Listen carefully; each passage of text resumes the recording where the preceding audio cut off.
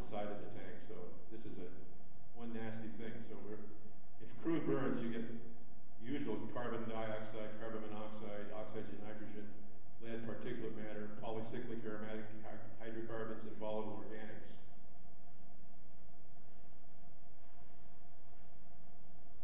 And how can a fire start? Well, lightning strike, we get some of those.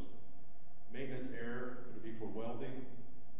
Operational error, this is a lightning strike in a New Jersey tank farm in 2007.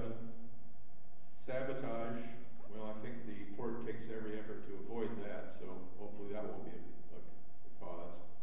Equipment failure is certainly a possibility. Crack and rupture, static electricity, leak and line rupture, open flames, natural disasters, runaway reaction, but that would apply more to a refinery than a crude storage and shipment tank.